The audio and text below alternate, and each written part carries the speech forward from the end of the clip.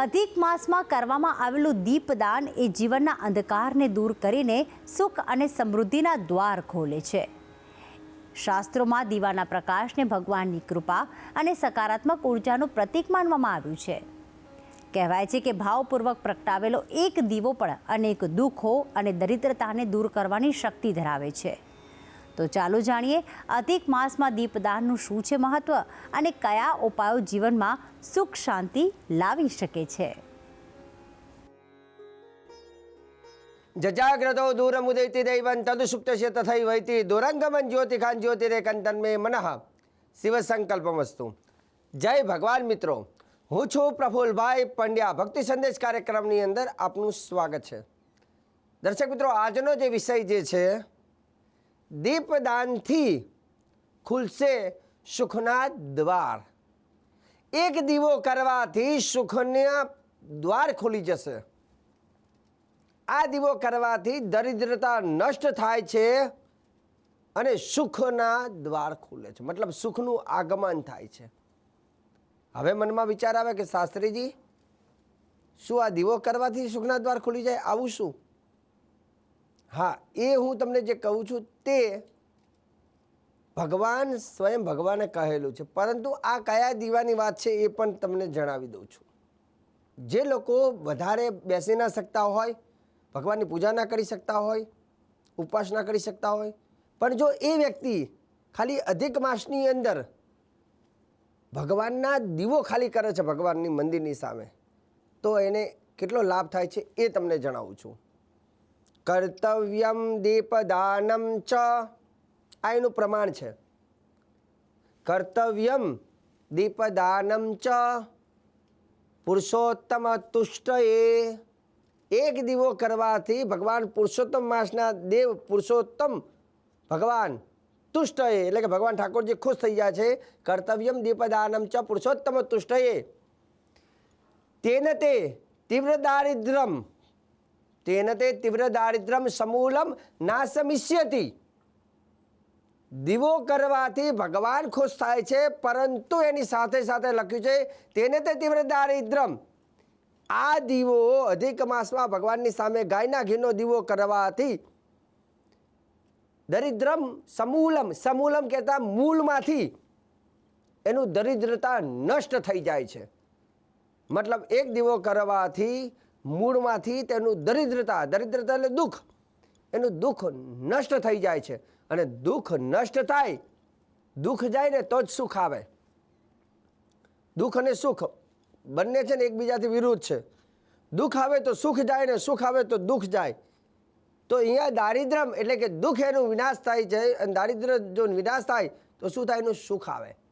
પાછું લખ્યું તિલ તૈલેન કર્તવ્યમ, તિલ તૈલેન કર્તવ્યમ સપીસા વૈ વવેસતિ તર્યોર મધ્યેન કેચિન તે કાનને વસતો અધુના.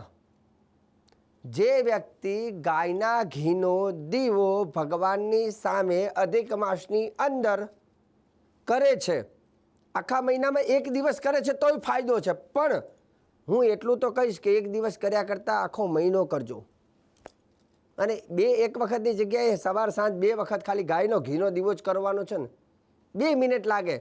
પણ જો તમે પુરુષોત્તમ પ્રીતયે ભગવાન પુરુષોત્તમને ઉદ્દેશીને મંદિરની અંદર ખાલી એક દીવો કરો છો, ઓમ પુરુષોત્તમાય નમઃ મંત્ર બોલીને ખાલી દીવો કરો છો ને, તો એનાથી કલ્યાણ થાય છે.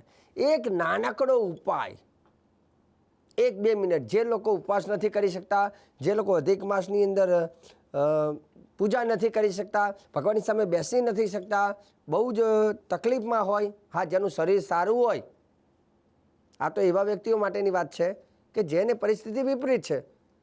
પછી આપણે એવું નહીં સમજવાનું કે ચલો શાસ્ત્રી હવે દીવાથી પતતું હોય તો શું કામ ભગવાનની પૂજા કરીએ.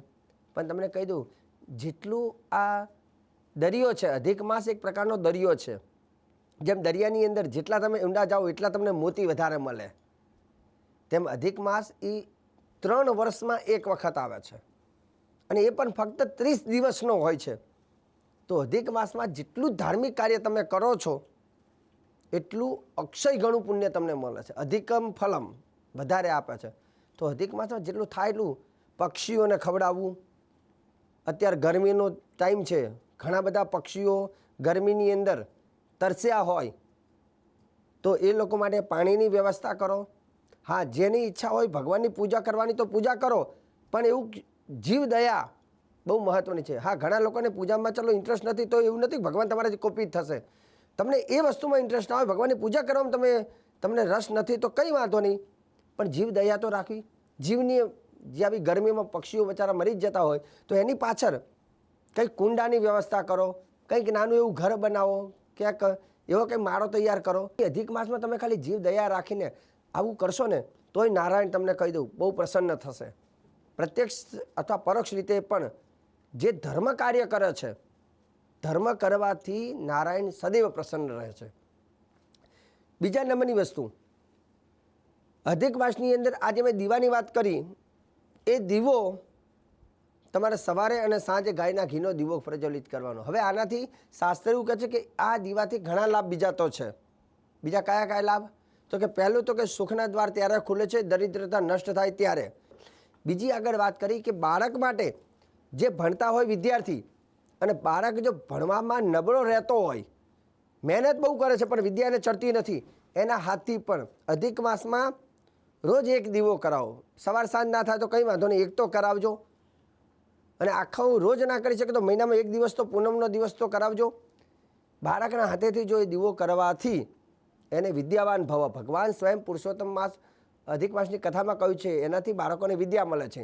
અને ત્રીજો ફાયદો, જે ઘરમાં લક્ષ્મી ચંચળ હોય, ઘણા લોકો કહે ને કે શાસ્ત્રીજી મારા ઘરમાં લક્ષ્મી ટકતી નથી, એ લોકોએ ભગવાનના મંદિરમાં એક દીવો કરવો, પુરુષોત્તમાય નમઃ બોલીને ભગવાનને દીવો પ્રજ્વલિત કરવાનો. એ દીવાને તમારું જે તિજોરી સ્થાન હોય ને ત્યાં પણ થોડુંક એનું ધૂપ આપો, અને જો પછી ઘરમાં લક્ષ્મી કેવી સ્થિર થાય છે. પણ દીવો તમે જે કરો છો એમાં પ્રજ્વલિત કરતી વખતે બોલવાનું ઓમ પુરુષોત્તમાય નમઃ મંત્રનો ઉપયોગ કરીને કરવો. એનાથી આગળ વાત કરી કે જે વ્યક્તિ પોતાના વ્યવસાયમાં પ્રગતિ માટે પણ ઓમ પુરુષોત્તમાય નમઃ મંત્ર બોલીને દીવો પ્રજ્વલિત કરી અને પોતાના વ્યવસાય સ્થાનની અંદર પણ મૂકે છે, વ્યવસાયના સ્થાનમાં જે મંદિરો એમાં કરે છે, તો એનાથી પણ લાભ થાય છે. અને આ બધી વસ્તુ જે છે ભગવાને સ્વયં અધિક માસની કથાની અંદર કહેલી છે. એટલે તમે જે ભાવનાથી દીવો કરો છો તે ભાવના તમારી સિદ્ધ થાય છે. કોઈ ભક્તિની અપેક્ષા હોય તો ભક્તિની અપેક્ષાથી તમે દીવો કરો, બાળકોને વિદ્યાની અપેક્ષા હોય તો વિદ્યા, જેવી જેવી અપેક્ષા રાખો છો તે અપેક્ષાથી તમને એનું ફળ મળે છે. પણ જો શરીર સારું હોય તો દીવો પ્રજ્વલિત કરતી વખતે એક નાનકડો નિયમ લેવો કે દીવો કરતી વખતે હાથ પગ ધોયેલા હોવા જોઈએ, સ્નાન કરેલું હોવું જોઈએ, ભાગ્યમાં તિલક કરી આસન ઉપર બેસી અને પછી ભગવાનને દીવો પ્રજ્વલિત કરવાનો. અથવા મુખ શુદ્ધિ પણ કરી દેવી. મુખ શુદ્ધિ એટલે કે હાથમાં થોડું પાણી લઈ 3 વખત આચમન કરી લેવું. ઓમ કેશવાય નમઃ સ્વાહા, ઓમ નારાયણાય નમઃ સ્વાહા, ઓમ માધવાય નમઃ સ્વાહા. ભગવાનના 3 નામ, ઓમ કેશવાય નમઃ સ્વાહા, ઓમ નારાયણાય નમઃ સ્વાહા, ઓમ માધવાય નમઃ સ્વાહા. આ 3 નામ ભગવાનના છે. એ 3 નામ બોલી 3 વખત પાણી પી હાથ ચોખ્ખું કરી અને પછી દીવો પ્રજ્વલિત કરો. બહુ નાનકડી વસ્તુ છે, અને આટલો જો તમે એક નાનકડો એક દીવો કરો છો તો દીવો પ્રજ્વલિત થશે અને તમારા જીવનમાં સુખોની પ્રાપ્તિ થશે. કેમ કે અધિક માસમાં આ દીવાનું આવું મહત્ત્વ ભગવાને શાસ્ત્રમાં જણાવેલું છે. તો આજનો જે કાર્યક્રમ હતો ખાસ કરીને દીપદાનથી ખુલશે સુખના દ્વાર. આગળ પણ ભક્તિ સંદેશ કાર્યક્રમમાં હું પ્રફુલ્લ પંડ્યા આવી જાણકારી તમને આપતો રહીશ. કાર્યક્રમ જોવાનું ચૂકતા નહીં. મને આપી દો રજા. જય ભગવાન.